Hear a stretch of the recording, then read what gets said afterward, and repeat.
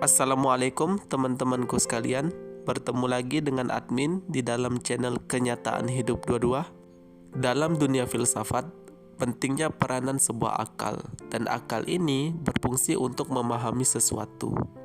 Kerangka manusia memahami sesuatu itu dengan dua cara. Yang pertama adalah berpikir, dan yang kedua adalah merenung.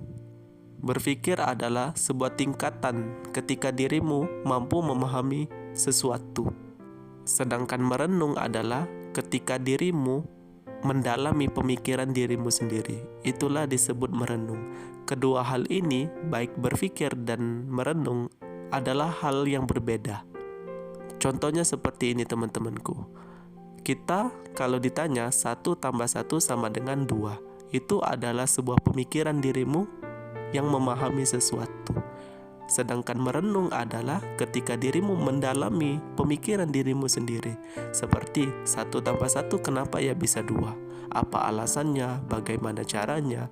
Kenapa soal ini begini, begitu? Jadi alasan bisa 2 ini kita perdalam. Jadi inilah disebut proses merenung. Maka dari itu, ada hal yang bisa kita pahami, akan tetapi tidak bisa kita renungi. Seperti yang namanya wujud Tuhan, yang namanya sebuah ajaran akidah, ini adalah sebuah hal yang bisa kita pahami dengan akal, akan tetapi tidak bisa kita renungi. Seperti wujud Tuhan itu seperti apa, bagaimana, tidak bisa kita renungi secara mendalam, akan tetapi akal kita bisa paham bahwasanya dunia ini diciptakan oleh Tuhan. Makanya sebagian para ulama terkadang mengharamkan ilmu filsafat.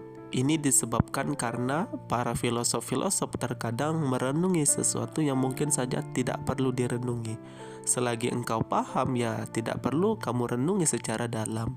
Seperti ilmu akidah, ilmu syariat, terkadang para filosof terlalu berlebihan hingga semuanya ingin dirasionalkan.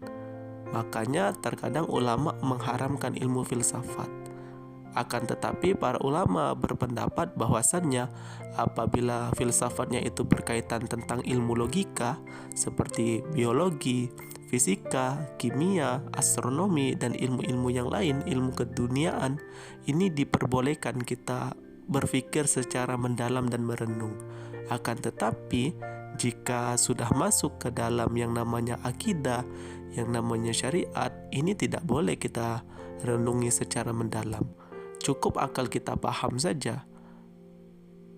Setelah akal kita paham, lalu kita jalankan. Jadi akidah dan syariat ini tidak terlalu penting untuk kita renungi secara mendalam, dan justru apabila kita melakukan ini, terkadang ini akan menjerumuskan kita ke dalam sebuah kesesatan.